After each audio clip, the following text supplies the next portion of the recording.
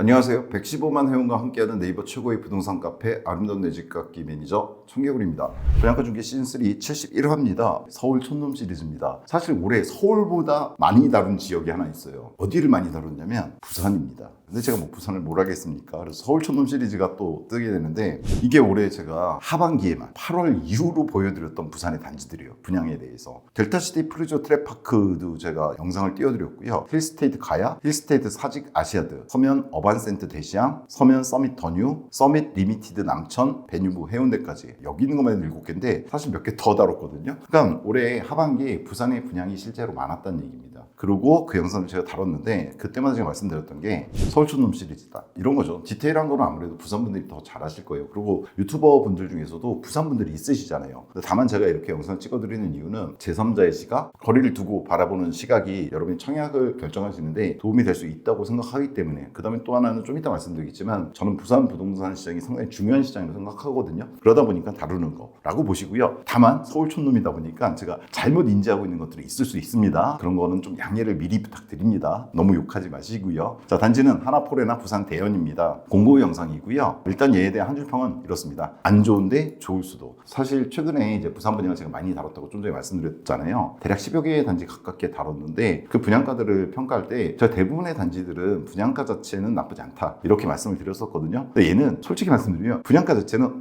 조금 높은 거 아니야? 이런 생각이 일감으로 듭니다. 다만 부동산이라고 하는 거는 그 단지의 현재 분양가만 보는 것이 아니라 주변의 흐름이라든가 또 타 지역과의 연관관계까지 다 파악해야 되잖아요. 그랬을 때는 특이하게도 얘는 자체로는 안 좋은 것 같은데 그렇게 막 안 좋지는 않을 수도, 즉 좋을 수도 있다는 생각이 좀 드는 단지, 이렇게 한 줄 평을 말씀드리고 시작해 보겠습니다. 일단 기본적인 투자성이 갖춰졌는지를 봐야 되는데 대단지는 당연히 아닙니다. 367세대예요. 얘가 어디 들어가냐면 뭐 부산분들 잘 아시겠지만 여기가 대연이고 여기가 남천이잖아요. 그 사이 경계선에 딱 들어갑니다. 대연은 대연인데 남천에 붙어있는 그런 거죠. 유명한 단지 하나 있습니다. 더비치 프루지오 서밋 다 아실 텐데 그 단지 바로 건너편에 있는 단지입니다. 옆에 붙어있어요. 요 단지입니다. 반도보라의 재건축인 것 같던데 얘 같은 경우에 지금 위치상으로 보면은 역까지의 거리는 멀지가 않습니다. 남천역까지의 거리를 보면 여기 뭐 골목길로 뭐 다니실 것 같긴 한데 대략 500m권, 그래서 10분 정도 걸리는 넉넉 잡고, 그 다음에 뭐 부경대역도 가기는 오히려 깔끔할 수도 있을 것 같아요. 사거리 안 건너고 그래서 오히려 깔끔할 것 같아요. 여기도 550m권. 따라서 인천, 부산 2호선 남천역과 경성대 부경대역을 충분히 도보권으로 이용할 수 있는 단지에 해당이 되고요. 다만 좀 세대수가 367세대잖아요. 크지 않은 단지인데 이건 뭐 제가 부산 여러 번 영상 찍으면서 말씀드렸지만 부산 자체가 특징이 있죠. 거의 산지예요. 그래서 평지 면적이 적고 또 원도심이 난개발이 됐죠. 그러다 보니까 널찍널찍 들어간 대단지가 실질적으로 없습니다. 그래서 얘가 약점이긴 한데 소규모 단지란 게 그것 자체가 절대적인 약점은 아니에요. 부산에서 다른 것들을 고려해야 됩니다. 뭐 그래서 367세대 너무 적지 않냐? 이렇게 깔 건 아닌 것 같아요. 좀 전에 보여드렸지만 부산 자체가 이렇게 오밀조밀 엄청 중소형 단지들이 많이 들어가 있습니다. 원래 원도심 쪽은 특히나 택지지구 제외하고는 다 이렇거든요. 그래서 요거는 뭐 그렇게 깔 요소는 아닌 것 같고 그냥 평범하다 이렇게 볼 수 있는데, 그래도 중규모 이상 500세대 이상 되는 게 투자성이 좀 더 좋긴 합니다. 지역 핵심 단지 부산 대연 재정비인데 대연이라는 말을 빼놓고도 부산의 재정비들이 이루어지고 있어요. 아까 말씀드렸던 이번 하반기에 제가 다룬 단지들 중에 베뉴브 해운대 정도하고 프루지오 트랩파크, 얘네는 택지지구에 들어간다라든가 재정비라고 하더라도 거의 공토에 가까웠던 재정비에 들어간 건데 그 나머지들 힐스 가야라든가 사직 아시아드나 어반센트 대시양, 서면 서밋이라든가 서밋 남천 같은 경우에는 재정비의 전형적인 재건축이거나 재개발이거나 전형적인 것들이었거든요. 즉 부산 원도심 쪽에 전부 다 원도심이잖아요. 서면이라든가 남천에 들어갔던 애들인데, 즉 부산이 지금 원도심 재개발, 원도심 재정비가 뭐 재건축이든 재개발이든 활발히 이루어지고 있는 단계다 이렇게 보시면 될 것 같아요. 작년이라든가 재작년에도 제가 부산 쪽 다뤄드렸잖아요. 재정비 물량들이 특히나 재작년부터 좀 많이 나오고 있다라는 느낌이 들거든요. 따라서 부산 어떤 시장의 전반적인 흐름 중에서 원도심 재정비라고 하는 게 상당히 핫할 수 있거든요. 왜냐하면 다른 지역들의 분양가 중개에서 제가 말씀드렸지만 원도심은 기본적으로 편의성이라든가 인프라를 갖고 있어요. 교육이라든가. 그 상황에서 주택이 낙후화됐었는데 그게 신축으로 들어가 주는 거잖아요.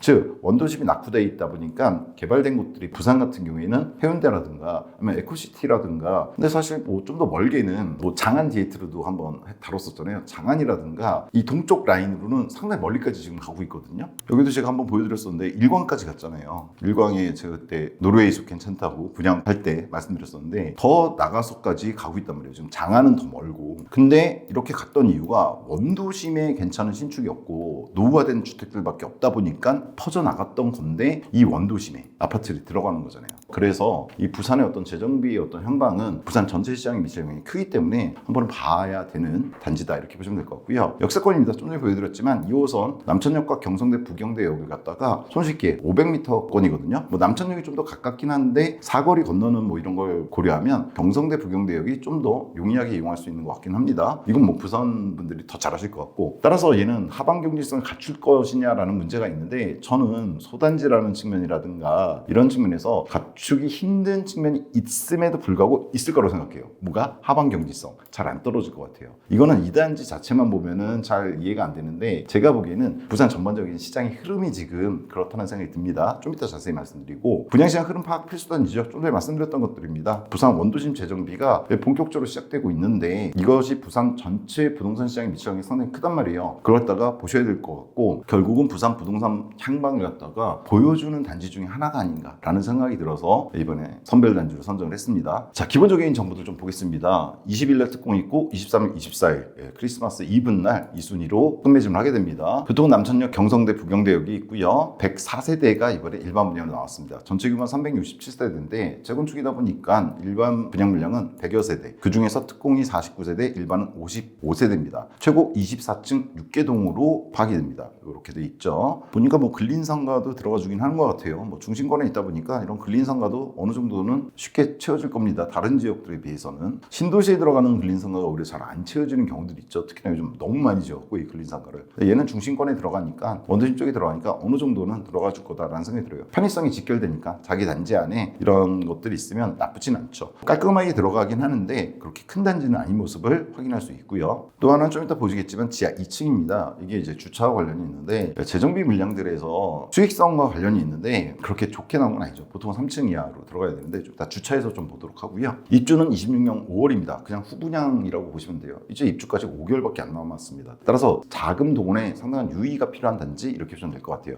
그래서 제가 빨간색 켜놓은 거고요. 대신에 조건은 나쁘진 않아요. 분상제 적용되지 않아서 그래서 좀 비싸게 나왔지만 재당첨 제한이 없다거나 거주 의무가 없다는 점은 좋죠. 전매는 6개월이다, 이렇게 보시면 될 것 같고요. 지금 5월 예정이니까 준공 입주하고 나서 근시일 내에 전매는 가능하다, 이렇게 보시면 될 것 같습니다. 다만 얘가 근시일 내에 팔릴 수 있을까를 물어보신다면 그건 아닐 것 같아요. 얘를 만약 들어가신다면 최소한 중기 이상은 가셔야 될 것 같습니다. 저는 내년도부터 부산시장이 상당히 오를 거라고 생각하기 때문에 적어도 내년, 내후년 정도까지는 버티셔야 됩니다. 이걸 뭐 전매로 수익을 얻겠다 이런 생각 안 하시는 게 좋다고 저는 개인적으로 생각을 합니다. 제 의견이 틀렸을 수는 있어요. 중요한 건 분양가인데 분양가는 59억만 있습니다. 이번에 일반 물량은 59억이 6.9에서 7.1억 정도에 나왔다. 그러니까 저층하고 고층하고 1억 정도 차이가 나요. 대신에 얘가 지금 입주가 26년 5월이잖아요. 그리고 분양가 약간 일감으로도 비싼 감이 있으실 거예요. 부산분들이. 따라서 확장비 무상, 에어컨 무상, 옵션 무상으로 나왔습니다. 저 이런 건 다 무상으로 나왔어요. 그럼에도 불구하고 좀 비싼 느낌이 드시는 분들이 많을 것 같은데 계약금은 5%, 잔금 95%입니다. 얘가 5개월밖에 안 남아서 중도금 아예 없습니다. 그래서 계약금 5% 냈다가 내년 입주할 때 잔금을 치르시면 되는 거예요. 다만 얘가 뭐 11호 대책에서는 벗어났기 때문에, 그러니까 수도권 제약은 벗어나 있잖아요. 지금 그런 규제가. 그래서 뭐 잔금 마련에 있어서 그렇게 어렵지는 않겠지만 여하튼 아까 말씀드렸듯이 대기간이 짧기 때문에 자금 마련에 유의하셔야 된다, 이건 있고요. 여하튼 실질 분양가가 얘는 기본 분양가 그대로입니다. 왜냐면 옵션이 다 무상이기 때문에. 그래서 6.9에서 8.1에 나왔는데 이게 괜찮은 가격인지는 이제 좀 이따 뒤에서 표로 보여드리고, 일단 평면도 보시겠습니다. 59형인데 이번에 나온 게 세대 평면 정보가 있죠. 보시면 타입이 뭐 나뉘진 않아요. A형 없고 그냥 단일 타입인데 3베이의 통풍 구조입니다. 최근에 이제 4베이 판상형이 나오는데 그 전까지 나왔던 어떤 구조, 뭐 사실 방 크기나 이런 것 때문에 3베이를 낫다라고 보시는 분들도 있는데 개인적으로는 조금 이제 지나간 평면도죠. 더군다나 얘 같은 경우에 침실 1에 드레스룸이 들어가 주진 않아요. 그죠? 따라서 한쪽에 붙박이장을 설치한다거나 침실삼을 이용하는 경우들이 있으시죠. 드레스룸으로. 그다음 팬트리 같은 것도 따로 들어가 있지는 않습니다. 현관 신발장 제외하고 어떤 복도 팬트리나 현관 팬트리 중에 하나 정도는 넣어주는 것들도 있거든요. 최근에. 그러니까 드레스룸이 없다는 점, 그다음에 팬트리가 부재하다는 점, 그다음에 3베이 구조라는 점 등에서 최근 나오는 어떤 5구형의 트렌드에선 좀 떨어진다. 이렇게 보실 수 있을 것 같아요. 근데 얘가 그럴 수밖에 없는 이유가 있긴 하죠. 제가 여기 써놨는데 소규모 재정비 물량의 조합 문제입니다. 이게 조합이 잘못됐다는 얘기가 아니에요. 조합분들이 이거 할 때까지 엄청나게 힘듭니다. 그게 아니라 이 조합에서 이런 결정을 하게 되는데 수익성하고 연관이 있잖아요. 그러니까 이런 걸 좀 전에 말씀드린 것처럼 포브웨이 판상형의 팬트리라든가 이런 걸 다 갖춰주게 될 경우에는 그게 돈이 안 들면 좋은데 돈이 들어갈 수밖에 없단 말이에요.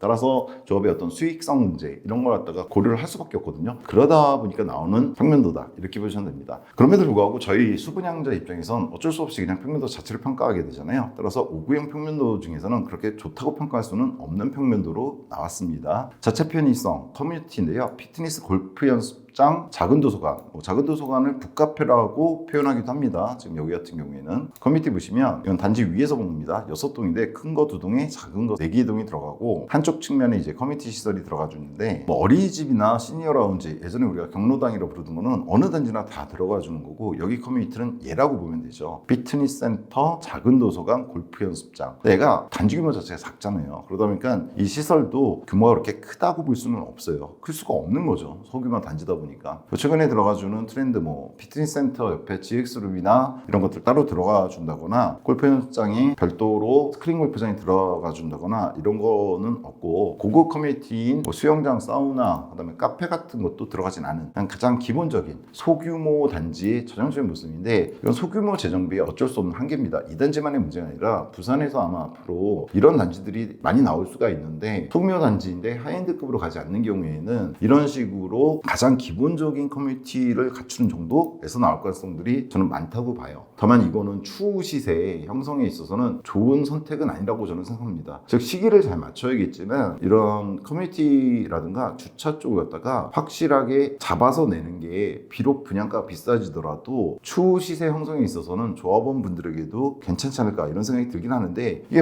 어쩔 수 없는 선택인 경우들이 많아요. 사업성 때문에. 여하튼 그래서 커뮤니티는 높게 평가할 수는 없을 것 같고요. 주차는 1.05대에서 1.08대 1 정도로 그 사이로 지금 뜨고 있거든요. 정확한 건 확인을 하셔야 되겠지만 적어도 1.1대 1 이하다라는 생각이 듭니다. 이것도 사실은 감점 요소죠. 단지에 있어서. 그러니까 원도심 재정비라고 하더라도 1.3대급은 내주고 괜찮은 단지들은 당연하겠지만 1.5대, 1.8대 이상 되거든요. 근데 이것도 지하 2층에서 3층으로 한 층 더 파는 게 얼마나 돈이 드냐 하시지만 엄청 많이 듭니다. 한 층을 더 내려갈 때마다 기하급수적으로 증가한다고 보시면 돼요. 따라서 이런 소규모 재정비 어떤 한계점들이 잘 드러난 단지예요. 얘가 평면도라든가 커뮤니티 주차에 있어서. 다만 교육은 좋다는 거 다 아실 겁니다. 여기 남천초 남천중이라든가 남천학원가가 있잖아요. 얘가 대연하고 남천 경계선에 있는데 특히나 남천중학교는 품고 있습니다. 이게 포레나 대연인데 바로 옆에 있는 게 남천중학교입니다. 다만 초등학교까지 거리가 좀 있죠. 남천초등학교가 여기 있습니다. 즉 남천역까지 대략 500m 거리였잖아요. 그 위에 있는 게 남천초예요. 그래서 초등학생이 못 걸을 거리는 아니에요. 특히나 3, 4학년 이상? 고학년 쪽은 걸을 수가 있는데 1, 2학년 저학년은 아무래도 여기 사거리라든가 이런 게 있어서 거리 자체 멀지 않은데 초등학교 접근성에선 애매한 평가를 받을 수밖에 없는 단지. 다만 중학교 이상은 좋죠. 고등학교에 어차피 공부하는 대로 가는 거니까 상관이 없고 애들도 다 크고. 사실 제가 부산 많이 분양가 중개로 보여드렸다고 아까 말씀드렸잖아요. 부산에 특히나 원도심 쪽은 초등학교 접근성이 딱 좋게 들어가는 단지들이 그렇게 많지가 않아요. 그럴 수밖에 없죠. 사이사이에 들어가 있는데 단지들도 오밀조밀 소규모 중규모 단지가 많다 보니까 그런 현상들이 벌어집니다. 이건 대도시는 다 그래요. 인천이든 서울조차도 도심의 어떤 초등학교 접근성은 그렇게 좋지가 않거든요. 얘도 그런 측면을 가지고 있는 단지 이렇게 보시면 될 것 같습니다. 다만 중학교 바로 옆에 있고 밑에는 부경대 있잖아요. 그러다 보니까 조망은 이쪽 푸르지오 서밋 쪽 제외하고는 나쁘지 않을 것 같다라는 장점도 있습니다. 편의성은 원도심이죠. 원도심 쪽은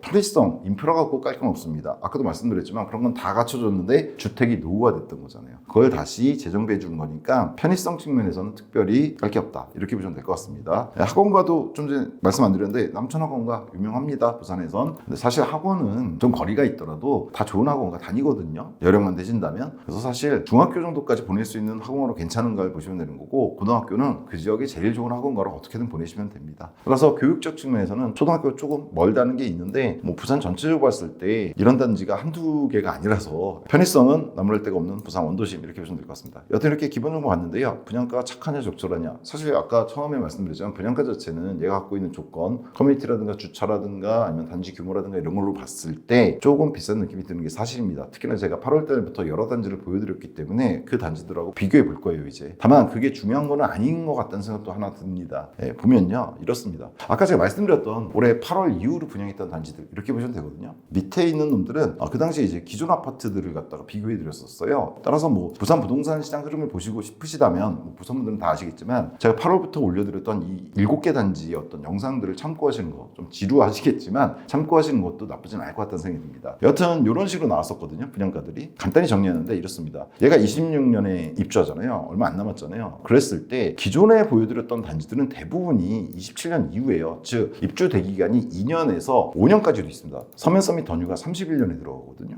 얘는 그래서 입주 대기간이 길어서 이 분양가 비싼 거 아니라고 제가 말씀드렸었는데, 여튼 그래도 평균적으로 힐스테이트 가야가 26년 들어가는 거 제외하고는 대부분이 27년 이후입니다. 즉 대기간이 좀 있어요. 근데 얘는 곧장 들어가요, 내년에. 그렇게 봤을 때 특히나 분양가는 뭐냐면, 입주 대기간이 길수록 물가 상승 같은 게 이루어질 거기 때문에 지금 보는 분양가보다는 좀 더 유리한 메리트가 있거든요. 근데 얘는 그게 없는 거예요. 5개월 만에 들어가니까. 그렇게 봤을 때는 31년의 예정인, 좀 전에 말씀드렸던 서면 서밋 더뉴 있잖아요. 얘가 31년, 지금부터 거의 5년 뒤에 들어갔는데 얘가 11억에서 12억에 9평 기준입니다. 나왔거든요. 얘보다 싸게 나왔다고 볼 수가 없어요. 왜냐하면 이번에 부산 대연이 5구형이잖아요.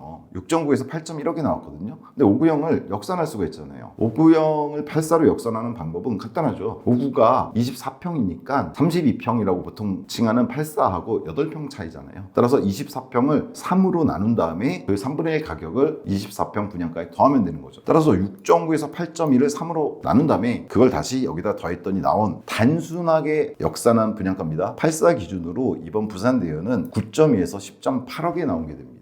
그렇잖아요. 59형이 6.9에서 8.1억이라면 84는 9.2에서 10.8억에 나온 거라고 역산할 수가 있습니다. 실제로 저희가 분양가 중개를 통해서 많이 보여드렸지만 59하고 84의 그 가격 차이는 요 비율로 나옵니다. 즉 84의 4분의 3 가격, 75% 가격이 보통 59 가격으로 나오거든요. 역산한 건데, 그럼 얘가 지금 9.에서 10.8억이 나왔다는 얘기예요. 근 11억이 나왔다는 얘기거든요. 근데 서면 서밋 더뉴가 역시나 실질 분양가, 저희 영상 보시면 아시겠지만 11억에서 12억이 나왔단 말이에요. 물론 입지 차이에 대한 뭐 여러 가지 얘기가 있을 수 있지만, 제가 영상 띄워드렸지만 서면 서밋 더뉴가 절대로 입지가 나쁘지 않은 곳이라고 그랬죠. 그랬을 때 지금 26년에 들어가는 대연 84가 9.에서 10.8억인데 31년에 들어가는 더뉴가 11억에서 12억이다? 이 얘기는 부산 대연의 이번 분양가가 서면 서밋 더뉴보다 더 높다라는 얘기가 돼버립니다.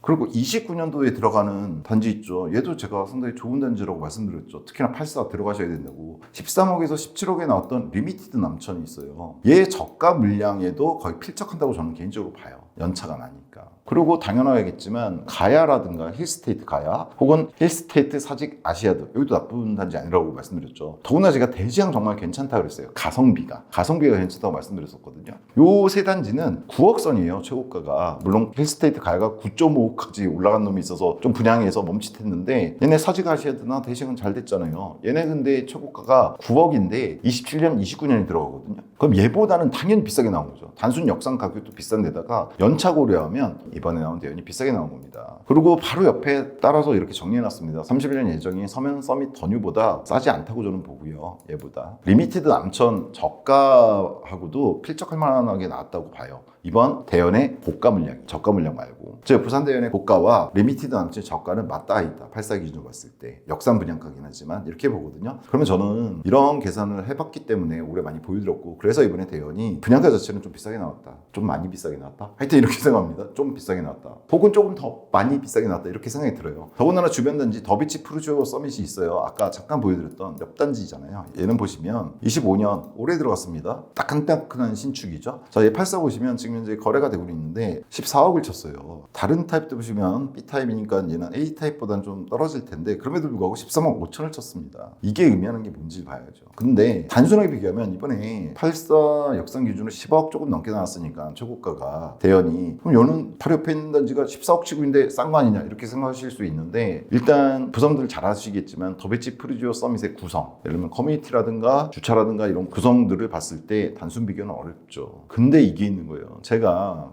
구매 분양가로는 얘네들 좀 전에 말씀드렸던 심지어 리미티드 남천의 저가에까지 근접한 이번 부산 대연의 분양가가 비싸다는 느낌이 드는데 비록 구성도 다르고 하지만 더비치 푸르지오 서밋이 지금 84가 14억까지 나간단 말이에요. 이거 비교했을 때 이번 대연이 정말 아주 비싼 거냐 이게 딜레마라는 얘기입니다.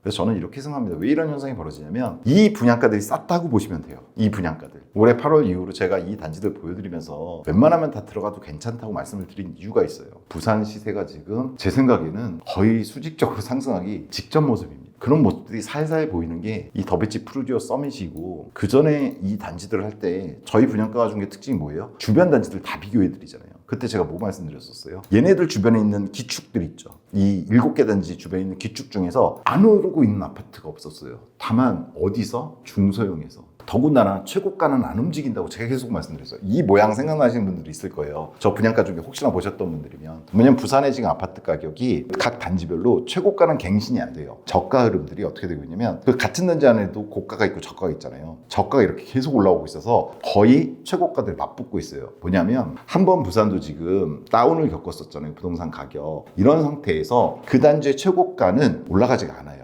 왜냐하면 매수하려는 사람들이 야 지금 시기가 안 좋은데 내가 이 단지에 최고가를 주고 사야 돼? 라는 생각을 한단 말이에요. 대신에 저가 물량은 올라갑니다. 상승기를 앞둔 단지들 같은 경우에 그게 딱 부딪히는 순간 뭐랑 고가선이랑 맞부딪히는 순간 튀어오르거든요. 부산의 단지들 제가 이거 다 보여드렸어요. 이 주변 단지들 특히나 중소형대에서는 뚜렷하고 중소형대는 일부 이미 고가도 움직이기 시작한 데가 있었고 84 기준으로 봤을 때 저가들이 계속 치고 올라오는 모습들이 있었거든요. 기축에서 신축도 말고 준신축 말고 구축들에서 그런 모습을 보여요. 그 얘기는 곧 준신축은 물론이고 이런 애들 신축 들어갔을 때 가격 상승이 상당히 이루어질 가능성이 높다는 걸 보여줍니다. 그래서 말씀드린 거예요. 뭐냐면 독립적으로 부산 대연의 이번에 84 역상 분양가를 보면 이번에 8월 달 이후로 분양했던 얘네들에 비해서 비싸기 때문에 수익이 안 날 것 같은 느낌이 있어요. 근데 그 기준은 뭐예요? 이 분양가들이잖아요. 이번 8월 이후로 분양했던 분양가들. 근데 이 분양가들이 싼 거였다면 이라는 의문이 드는 거예요. 저는 싼 거였다고 봅니다.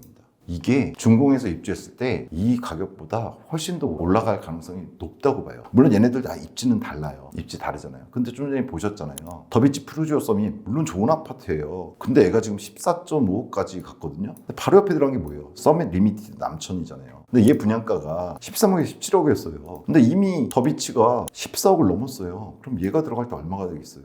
서밋 리미티드 남천이.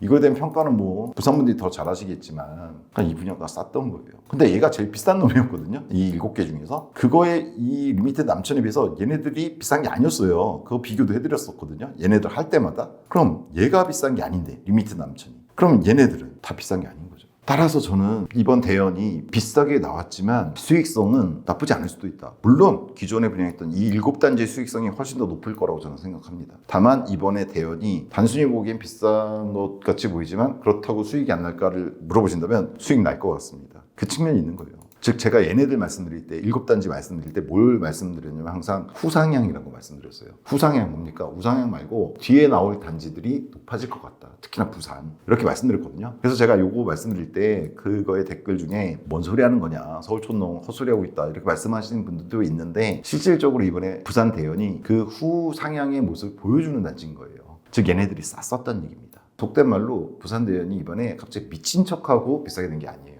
저희가 볼 때는 얘가 단기적으로는 수익이 없을 것도 같은데 중기적으로는 얘도 수익을 낼 거란 얘기예요. 부산 대연도. 얘가 낼 정도면 기존에 분양했던 얘네들은 당연히 냅니다. 그리고 앞으로 나올 단지들이 또 있는데 걔네들 단지들도 잘 보시고 이번 대연보다 좀 구성면에서 즉 단지 규모라든가 커뮤니티라든가 주차라든가 이런 거에서 조금 더 좋은데 분양가가 그렇게 비싸지 않으면 사시는 게 맞아요. 들어가시는 게 맞습니다. 지금 부산의 상황이 그런 것 같아요. 좀 뒤에서 더 자세히 말씀드리겠습니다. 투자가치 평가를 제가 두 개로 요즘은 나눠서 설명을 드리는데, 광의적 평가가 좀 이루어져야 돼요. 뭐냐면 어떤 단지가 들어왔을 때 바로 옆 단지들하고 비교해서 야 그거에 비해서 안전마진이 있냐 없냐 이거 많이 따지시거든요. 특히나 분상제 같은 거 생기면서 그런 경향이 있는데, 원래 분양은 그게 아니잖아요. 신축이 주변보다 어떻게 싸게 들어가요. 원래는 높은 게 맞는데 정책적으로 그렇게 만든 게 분상제였고, 그러다 보니까 아파트 품질이라든가 여러 면에서 또 문제가 생겼었고, 여하튼 예를 들어서 부산이라면 전체적인 부산시장의 흐름을 좀 보셔야 될 것 같고, 이쪽 대연이나 남천의 흐름뿐만 아니라 해운대라든가 서면이라든가 아니면 그 위쪽에 있는 뭐 다음 주엔 동네 쪽에도 하나 들어가던데, 이런 단지들의 전반적인 흐름을 보셔야 되고, 최근 부산이 좀 침체기 겪었었잖아요. 2, 3년간의 분양들이 어떻게 됐고 그것들이 어떤 수익을 올리고 있는가 이런 것도 좀 보셔야 되고, 특히나 기축 가격들이 어떻게 가고 있는가 또 보셔야 되는 데다가, 부산은 정말 힘든 게 부산만 보시면 안 됩니다. 상황에 따라 수도권이 더 많이 오르기도 하지만 부산 같은 경우에는 대한민국 부동산 시장의 흐름을 갖다가 상징적이 아니라 실질적으로도 잘 보여주는 입지라고 저는 봐요. 그러니까 서울을 봐야 되고 부산, 대전, 그 다음에 인천 정도를 봐야 된다고 봐요. 저는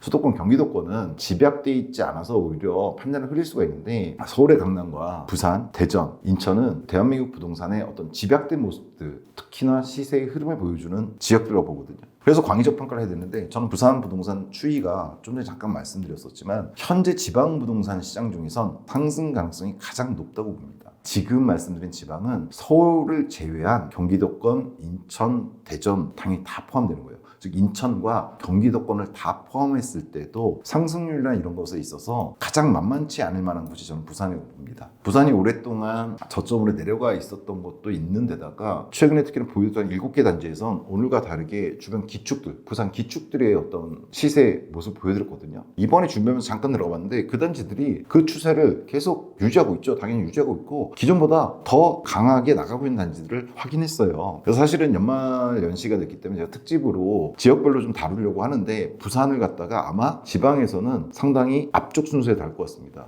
그때 다시 한번 말씀드리겠지만, 이번 하반기 동안에 제가 부산 분양가 중위를 준비하면서 기축단지들 조사하면서 느낀 거는, 부산은 곧 치고 올라가겠구나. 그리고 사실은 이미 물밑에서는 시작됐다. 그러니까 치고 올라가고 있어요. 제가 보기에는 이미. 그걸 갖다가 생각하셔야 되고, 또 하나는 신축 부족의 부산 원도심 시장입니다. 부산 원도심이 아까 말씀드렸지만 그래도 과거에 비해서 올해만 해도 분양이 꽤 많이 나왔고 시작 발동은 됐어요. 사실 2년 전부터 위쪽에 재건축부터 조금씩 금정 쪽이라든가 이런 거 제가 보여드렸잖아요. 됐긴 했는데, 그럼에도 불구하고 원도심의 재건축은 부산뿐만 아니라 어디든 힘듭니다. 그래서 물량 자체는 지속적으로 지금 상태에서는 부족할 거예요. 신축이 부족할 거라는 얘기입니다.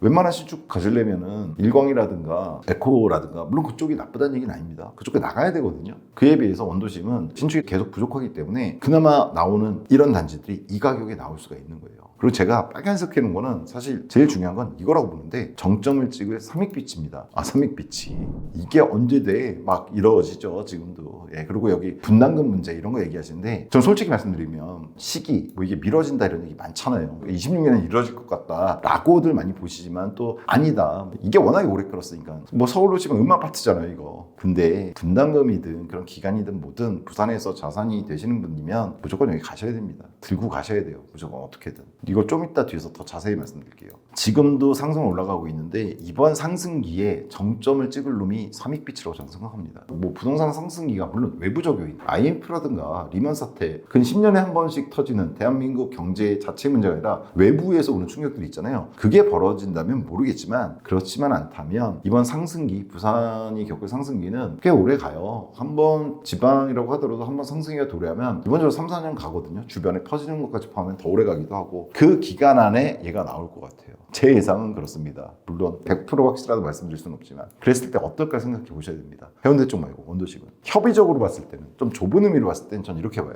남천하고 서면의 부동산 추이를 보셔야 됩니다. 그래도 원도심 쪽에서 핵심인 남천과 서면이 지금 재정비들이 들어가기 시작했단 말이에요. 서밋 시리즈라든가 남천 서밋이나 서면 서밋이라든가, 좀 전에 보여드렸던 애들의 대다수가 이 원도심 쪽에 들어갔잖아요. 해운대하고의 주고받는 관계. 해운대 들어간 지도 이제 오래됐죠. 해운대는 이번에 베뉴브 갖고 제가 말씀드렸었잖아요. 예, 뭐 비싸니 뭐니 말씀 많이 하셨지만 제일 잘 될 거라 그랬잖아요. 잘 됐잖아요. 그리고 베뉴브가 12.4기 14.1억이 나는데 저는 이거 되게 좋게 나온 거라고. 그때 해운대자 1, 2단지하고 트럼프 원료 갖고 비교해 드렸거든요. 이거 정말 싸게 나온 거로 제가 말씀드렸다가 욕도 먹었는데 잘 될 수밖에 없었던 단지죠. 문제는 해운대가 개발이 이루어지고 지금 들어가는 이런 베뉴브 같은 애가 있긴 하지만 없잖아요. 신축이 오래됐어요. 물론 LCT라든가 경동제이드가 그나마 좀 최근에 들어와줘서 특히나 LCT 괜찮은 시세를 형성하고 있지만 전반적인 시세는 구축화되면서 물론 비싸지만 부산에서 막 치고 올라가지 못하고 있는 상태거든요. 근데 여기에 장작을 댈 단지들이 어디냐면 해운대 자체가 아니라 원도심입니다. 이제 남천하고 서면 쪽. 물론 다른 데도 있어요. 이번에 아시아드도 잘 됐잖아요. 사직 쪽도. 근데 그냥 대표적으로 이렇게 써놓은 겁니다. 남천과 서면의 부동산이 신축을 중심으로 상당히 치고 올라갈 겁니다. 이게 해운대에도 영향을 줄 거라고 생각해요. 원래 부동산은 서로 치고받는 거예요. 서울에서 이제 반포가 2009년도에 레미안 퍼스티지 이후로 계속 재건축이 순차적으로 이루어지면서 팍팍 치고 올라갔거든요. 그동안 다른 데들은 좀 신축 분양이 진짜 없었어요. 그러다가 이제 잠실 쪽이 치고 올라가기 시작했죠. 왜냐면 잠레아라든가 이런 애들이 최근에 들어가면서 물론 반포를 넘지 못했지만 뭐가 남아있습니까? 이제 압구정이 있잖아요. 압구정. 반포하고 압구정은 물론 바로 옆 동네를 볼 수도 있지만 완전히 다릅니다. 동네 성격도 다르고. 그럼 이제 압구정이 치기 시작하면은 압구정이 훨씬 더 올라갈 거예요. 지금은 반포보다 전반적으로 낮은 급으로 돼 있거든요. 가격 형성이. 물론 압구정이 근데 비싼 놈 정말 비쌉니다. 근데 이제 반포가 끝나요. 마지막 내년에 DH 클래스트 들어가면 반포는 다 재건축이 돼버립니다. 프로지오라고 좀 연차 나중에 들어간 조그만 단지 빼놓고는 반포 전체 재건축이 끝나버려요. 그럼 그 뒤에 반포는 계속 낮게만 갈 거냐? 아니죠. 압구정이 치고 올라갈 거예요. 분양되기 시작하면서. 아니면 잠실 쪽에 아직 남아있는 5단지라든가 이런 애들이 올라가면서 장미라든가 주고받는 거거든요. 그 관계가 서울 같은 경우에는 3년, 5년 요 정도 차이를 두고 치고받는 기간 자체가 상대적으로 짧았는데 부산 그렇지 못했던 거예요.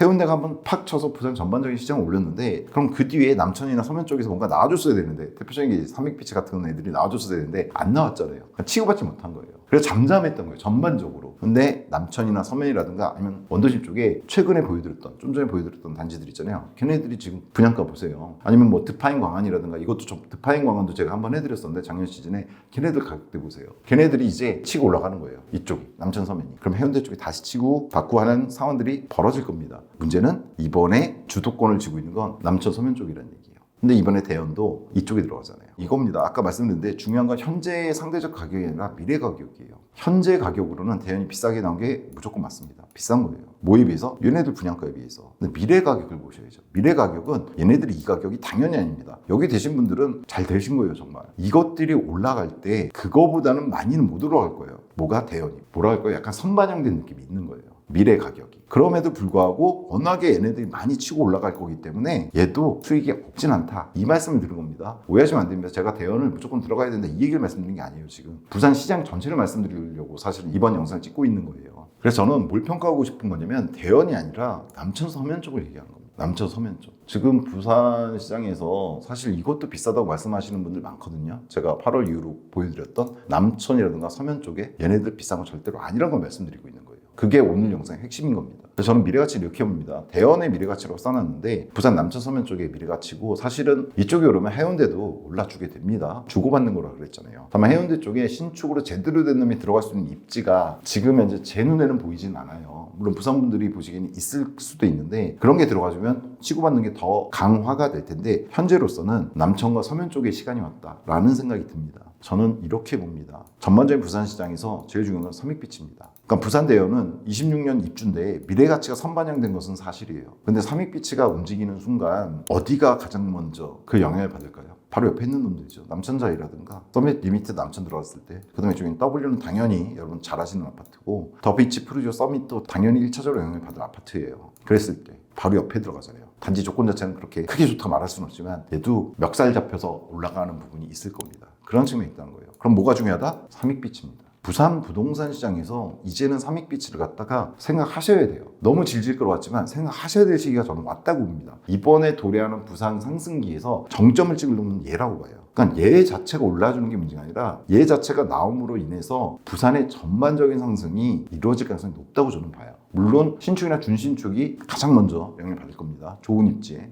그래서 마지막 한 줄평은 이겁니다. 오늘 대연 얘기를 하고 싶었던 게 아니라 사실 이 얘기를 하고 싶었던 거예요. 그래서 욕을 많이 먹을 것 같긴 해요. 제가 서울촌놈이 뭘 한다고 이 얘기를 하느냐라고 욕먹을 얘기인데요. 삼익빛이 84형 재건축 됐을 때 얘기입니다. 그것도 35년 기준입니다. 얘가 35년쯤이면 준공에서 들어갔을 거로 저는 생각을 해요. 늦어도 10년 뒤인데 그때까지는 삼익빛이가 들어갔을 거로 생각하는데 그때 어느 정도 갈 건가? 최소 30억이라고 봅니다. 84. 근데 제가 30억이 중요한 게 아니라 최소가 중요하다고 봐요. 요걸 좀 덜 먹으려고 써놓기는 이렇게 써놨는데 솔직히 말씀드리면 40억에서 50억 칠 거라고 봅니다. 뭐가? 재건축된 84 삼익빛이가 45, 50억 뭔 헛소리야 이렇게 생각하시는 분들 많으실 거예요. 지금 해운대에서 제일 잘 나간다는 놈들도 30억대인데 LCT라든가 이런 애들 LCT도 보시면 중대형밖에 없어요. 84 같은 거 없습니다. 중대형도 지금 야 30억이 안 되는데 삼익빛이 84가 4, 50억이 갈 거라고? 저는 이 30억은 삼익빛이나 부동산 시장 부산이 망했을 때의 가격이라고 생각해요. 네, 이번에 상승기에 나올 것 같고 그랬을 때 제가 추정하는 35년도 정도 됐을 때 멀어 보이시지만 부동산 시장의 10년은 정말 금방입니다. 이 삼익빛의 가격 34평은 40억에서 50억 정도? 물론 조망에 따라 좀 다를 겁니다. 그 정도 나갈 거라고 봅니다. 이유는요. 어디서 개소리를 하느냐라고 보실 수도 있지만 아까 말씀드렸듯이 연말이라서 서울 쪽도 부동산 시장에 대해서 얘기를 드릴 건데 서울은 내년에 DH 클래스터가 들어왔을 때 최근에 트리니원 분양했잖아요. 그 영상이라든가 잠실 쪽 분양이라든가 이런 쪽에서 많이 말씀드렸어요. 아니면 사당 쪽의 분양 갖고도 말씀드렸는데 DH 클래스터는 시작점이 80억일 겁니다. 84 기준. 그 다음에 걔 들어가서 입주하고 조금만 시간이 지나면 기본적으로 100억을 보거든요. 84 기준. 이게 무슨 미친놈 가격이 아니라 지금 실제로 그쪽에는 원베일이라든가 이런 애들 한강 보이는 84가 75억 선을 넘었어요. 금 80억 선 달려가고 있는데 DH는 훨씬 더 좋은 조건을 갖고 있어요. 한강변에 있는 데다가 원래 반포 대장이에요. 걔가 84 100억 갈 거라고 보거든요. 근데 여기서 이 생각을 하셔야 되는 거예요. 그럼 아무리 노인과 바다라고 저는 잘못된 평가로 보거든요. 부산에서 노인과 바다라고 얘기하는 건 부산은 부산만으로 평가하면 안 돼요. 부산에 집이 없으니까 퍼져나가는 데가 어디까지인데요. 여기 부산 원도시 넓었으면 그렇게 퍼져나가지 않았어도 되는데 퍼져나갈 수밖에 없었잖아요. 부산 땅 아닌 곳까지 부산으로 넣고 오른쪽, 위쪽 다 퍼져나간 인구가 원래 거기 인구들 아니라 부산 인구들이잖아요. 인구에 대해서 나중에 한번 다시 말씀을 드릴게요. 해운대에 뭐가 들어온다고 하더라도 저는 일바가 얘라고 봐요.